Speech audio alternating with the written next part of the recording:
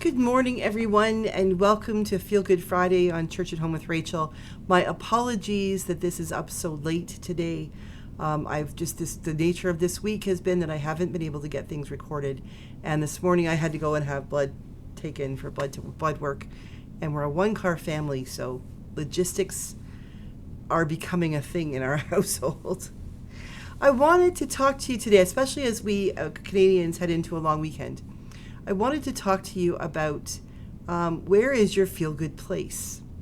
Where is that spot where you can go, where everything, you can just sort of set things aside and say, this is where I can just feel myself. I can think my thoughts. I can pray, or I can consider things. I can go when I'm sad and need help just to contemplate, or where I can go and be content and happy. And the reality is, lots of people find that difficult to say they actually have a spot. Some people do. You may be a favorite chair in the corner of your living room where the sun streams in. You can sit and drink your morning coffee and read the paper. Some people, it might be the park bench, down by a river or something. But for some people, it legitimately is a difficult thing. Depends. Like, some people are shut in, and maybe their home is just their home too much, and they need some place that they can go elsewhere. For some people, even finances could be that there just really isn't a place that realistically they can find that would give them that peace of mind. But that doesn't have. The thing is that your spot doesn't have to be necessarily a geographical space. It can actually be a headspace, a psychological or a spiritual space.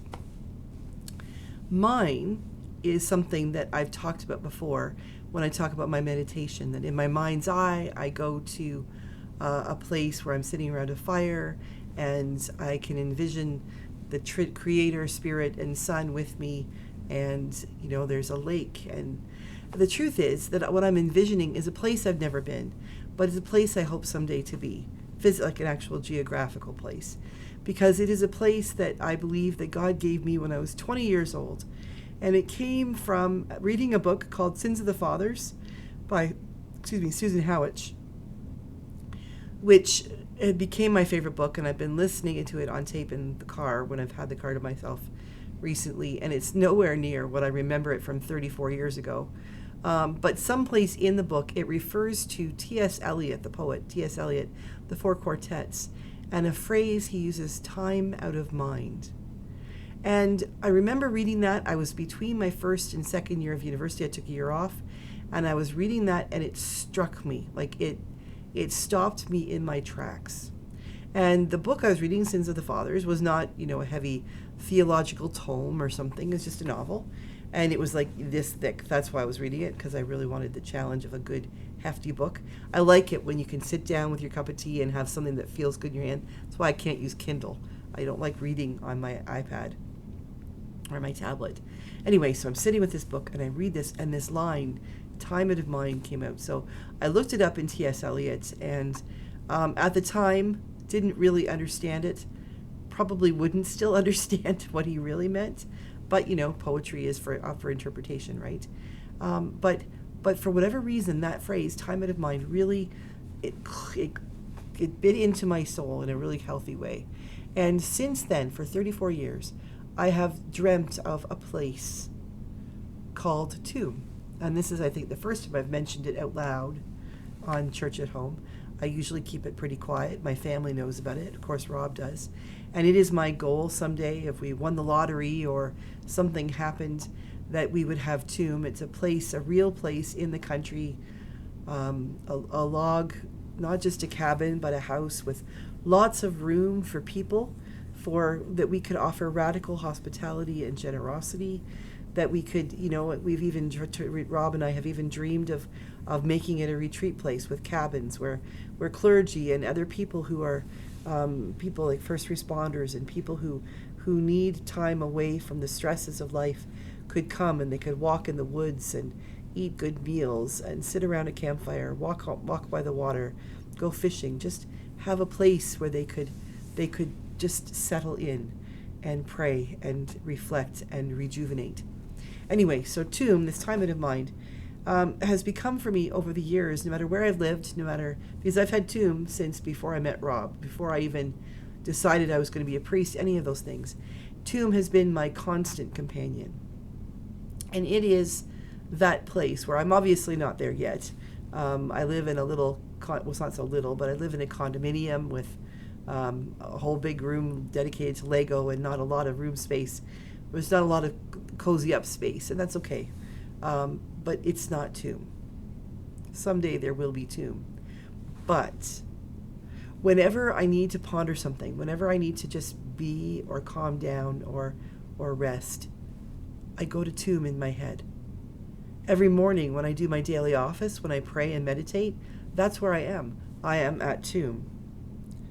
And when I'm there, when I'm able to close my eyes, whether I'm sitting around that fire or sitting in front of the fireplace in the house or in the beautiful kitchen with the great big kitchen table that would fit, a dozen people for a meal, in a rocking chair looking out the window at the fall leaves falling in a gentle drizzle while I'm wrapped up in a warm blanket with a hot cup of tea, whenever I need to, I can slip off to Tomb and I can just be there. For me, this is not a long weekend because I'm heading off to Calgary on Monday for a week for Sacred Circle, which I'll talk about, I imagine, when I get back from Sacred Circle. But so this weekend is a lot of catching up. This week, first week back, I have not even come close to answering all my emails or doing all the things that need to get done. So this weekend will be a working weekend. But I will take time this weekend to just slip away, to go to Tomb. And I know that on the plane to Calgary, I will take time to just do that, to close my eyes and just be in Tomb, because that's my safe space, my happy space, my thinking space. And I have absolutely no doubt that one day I will have Tomb, because I believe it is a gift that God gave me when I was 20 and I needed something to say, hang on, because there is a future ahead of you. I didn't know what I wanted to do, didn't even know if I was going to go back to university. Life seemed pretty despairing. And all of a sudden, like that, Tomb was. I even made up my own blueprints, so to speak, on big pieces of paper that I still have of what the house would look like. It was a gift from God that I have no doubt that one day I will have. That Rob and I will have that ministry of Tomb at some point. Don't know how, don't know when. I leave that to God, and I do the ministry in front of me today.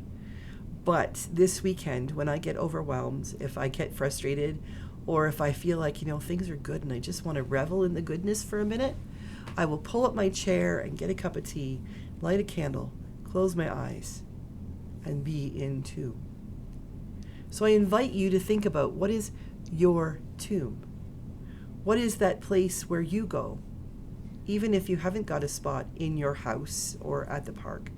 Where is that place where you can go in your heart and just be and feel good, feel safe, feel secure, feel loved, feel happy, or be allowed to feel sad or despairing? Because that's important too, that the feel good places, the tombs, the time out of mind in your life doesn't always have to be a happy place. It really needs to be that place where you can feel the feels. Whatever you are truly and honestly feeling, you have the ability in that place to feel it and to deal with it and to work through it, or to celebrate it, or to mourn in it. That's the point of having that safe place. It's not just about feeling good. It's about feeling whole and feeling as at peace as your soul is able to feel at any given moment. So this weekend, as you head into your weekend, whether it's a long weekend or not, I encourage you to find your physical place. If you have a geography in your house or in your neighborhood, on your back deck or on your balcony or wherever you might be, where you find that peace, go and celebrate it and be there and take some time to allow yourself to feel the feels, as they say.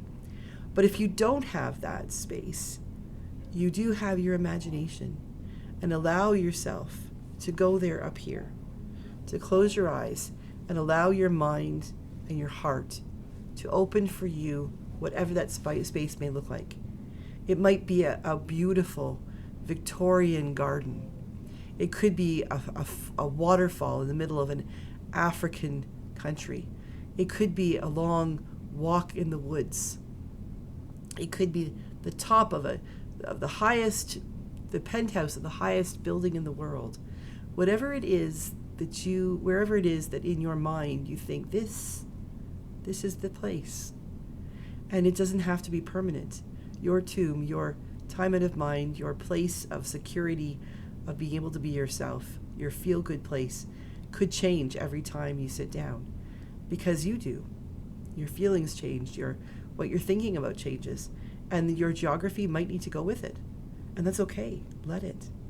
So I encourage you to use your imagination this weekend and allow yourself, even if you do have a geography, even if you do have that spot physically where you go, allow yourself to imagine where else you might have, because it never hurts to have more than one safe space, does it? Have a wonderful day. God bless you. I will be back Sunday for Gospel on the Go, and I'm hoping to be back every day next week.